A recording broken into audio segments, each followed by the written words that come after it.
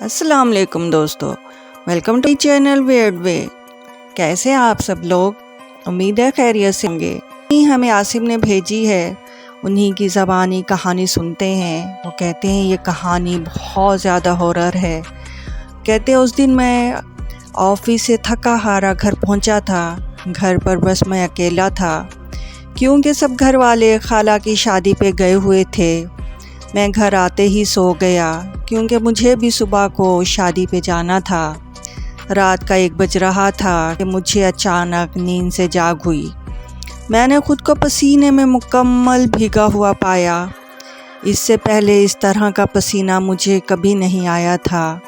میں پریشان ہونے لگا۔ اے سی دیکھا تو وہ بھی آن تھا۔ پھر کمرے میں سونے کو دل ہی نہیں مان رہا تھا۔ موسم بہت اچھا تھا۔ سوچا کہ اوپر چھت پر جا کر سوتا ہوں۔ وہاں کچھ میں ہی احساس ہوا جیسے کوئی میری چارپائی کو دھکے دے رہا ہے۔ اچانک سے میری آنکھ بھی کھل گئی، پھر بھی وہ دھکے مسلسل آتے رہے۔ میں ڈر گیا تھا۔ ڈر کی وجہ سے میں چاروں طرف دیکھنے لگا کہ آخر کیا وجہ ہے، میری چارپائی کو دھکے کون دے رہا ہے۔ مکمل ڈر کی لپیٹ میں تھا۔ میں نے سوچا کہ ہمت کر کے دیکھوں چارپائی کے نیچے کون ہے۔ میں نے کلمہ پڑھا اور نیچے جھانک کر دیکھا تو صرف اندھیرا تھا۔ پھر مجھے لگا شاید میرا یہ وہم ہے۔ میں اپنا منہ اوپر کرنے ہی والا تھا کہ میری آنکھوں میں اچانک روشنی لگی، جیسے کسی نے یکدم ٹارچ آن کر کے آف کر دی ہو۔ میں نے اچانک سے اپنا منہ اوپر کیا۔ میں تھر تھر کانپ رہا تھا۔ اس وقت میری حالت ایک تڑپتے شخص جیسی تھی کہ جس کی جان نہ نکل رہی ہو اور نہ ہی وہ بچ رہا ہو۔ میں نے پریشان ہو کر اپنا موبائل اٹھایا تاکہ کسی کو فون کر سکوں، پر اچھا خاصا میرا موبائل ڈیڈ ہو چکا تھا۔ میں نے غصے میں موبائل کو ہی گالی دی تو مجھے چھت پر کسی لڑکی کے ہنسنے کی آواز آئی۔ میری زور سے چیخ نکل گئی۔ میری چیخ سے ہنسی کی آواز ہی بند ہو گئی تھی۔ میں نے گھبراتے ڈرتے دھیمی آواز میں پوچھا کہ کون ہے۔ پھر سے ہنسنے کی آواز شروع ہوئی۔ اب کی بار آواز زیادہ اور قریب آ گئی۔ میرے منہ سے اللہ اکبر بہت زور سے چیخ نکل گئی۔ میں تیزی سے بھاگا۔ ڈر کی وجہ سے مجھ سے بھاگا نہیں جا رہا تھا۔ میں مشکل سے دوسری منزل تک ہی پہنچا تھا۔ اتنے میں اچانک لائٹ چلی گئی۔ گھر میں مکمل اندھیرا تھا۔ کچھ سمجھ نہیں آ رہا تھا کہ باہر کیسے نکلوں۔ میری ٹانگوں میں عجیب سا درد ہونے لگا تھا۔ دل کر رہا تھا کہ جیسے بس اب جان نکل جائے گی۔ میں کسی کو بلانے کے لیے منہ سے چیخ رہا تھا، لیکن میری آواز نہیں نکلی تھی۔ اس لڑکی کی ہنسی کی آواز اب رونے میں بدل چکی تھی۔ رونا بھی ایسا جیسے ابھی کسی کو دفنا کر آئی ہو۔ اس کا چہرہ غائب تھا، صرف دھاڑے مارتی رونے کی آوازیں گھر کی تینوں منزل میں سے گونج رہی تھی۔ میرے کان آواز کی شدت سے پھٹنے لگے تھے۔ اتنے میں گھر کی آدھی لائٹیں جلنے لگی۔ روشنی کو آتے دیکھ کر میری جان میں جان آئی اور میں کھڑکی کی طرف بھاگنے لگا کہ تاکہ گھر سے باہر چلا جاؤں۔ گھر کے باہر پہنچتے ہی میری سانسیں رکنے لگی تھی، جیسے کوئی شیرک کو اپنی انگلی کے ناخنوں سے کاٹنے کی کوشش کر رہا ہو۔ میں وہیں بیٹھ گیا۔ رات کے 2 بجنے والے تھے۔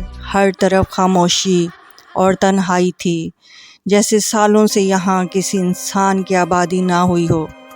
گلی میں کچھ لائٹیں جل رہی تھی۔ میں بھاگ کر مسجد جانا چاہ رہا تھا۔ میں 2 قدم ہی مشکل سے بھاگا تھا کہ کسی سخت چیز سے ٹکرا گیا۔ جس طرف بھی بھاگتا میں اس چیز سے اٹک جاتا۔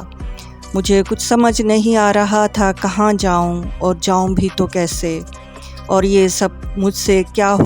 مجھے لگ رہا تھا کہ اب ذرا سی بھی کوئی آہٹ ہوئی تو میری جان نکل جائے گی۔ اتنے میں مجھے کانوں میں اسی لڑکی کی آواز سنائی دی، جو مجھے آہستہ سے کہہ رہی تھی کہ خاموشی سے اندر چلے جاؤ، ورنہ تم زمین کے نیچے گاڑ دیے جاؤ گے۔ मैं ना चाहते हुए भी मरे हुए कदमों से घर की तरफ बढ़ रहा था कि मुझे पीछे से धक्का लगा और जैसे किसी ने मुझे ज़बरदस्ती घर के अंदर धकेल दिया हो। वही घर में अंधेरा और हल्की सीटियों की आवाज़ें थी।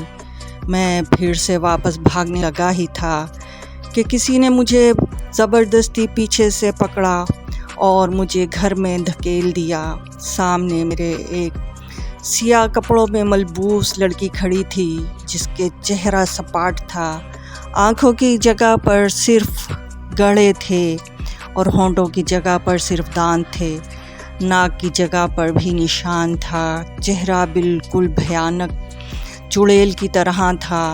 अभी वो मुझ पे हमला ही करने वाली थी कि एकदम मेरे कानों में अल्लाह अकबर की आवाज़ गूंजी, यानी अज़ान शुरू हो गई। अज़ान के शुरू होते ही वो लड़की यानी चुड़ैल और ये सारा मंज़र जो इतना खौफनाक था गायब हो गया और मैं जो थर थर काँप रहा था, अज़ान की आवाज़ से मेरी जान में जान आई और मैंने अल्लाह का शुक्र अदा किया, वज़ू किया और नमाज़ पढ़ी और मैं भी फ़ौरन गाड़ी निकाल कर अपनी खाला की शादी के लिए रवाना हो गया। शादी वाले घर में जब पहुंचा तो मेरी माँ मुझे इस तरह परेशान देखकर पूछने लगी क्या हुआ। मैंने अलग कमरे में अपनी माँ को सारा माजरा सुनाया तो अम्मी ने मुझे दम किया और पानी पिलाया, जिस पर चारों कुल आए। खाला की शादी के बाद जब हम घर आए तो एक बाबा जी को बुला के लाया और जिसने पूरे घर पे पढ़ाई की और वो नापाक चीज़ घर से निकाली।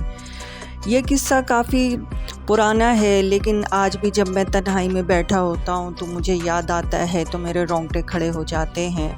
तो दोस्तों, आज की स्टोरी आप लोगों को कैसी लगी? अगर स्टोरी पसंद आई है तो मेरा चैनल सब्सक्राइब करें और बेल आइकॉन को प्रेस करें। मेरा चैनल व्हाट्सएप पर और इंस्टा पर भी है और डिस्क्रिप्शन में इसका लिंक है। मेरे वो चैनल भी फॉलो करें।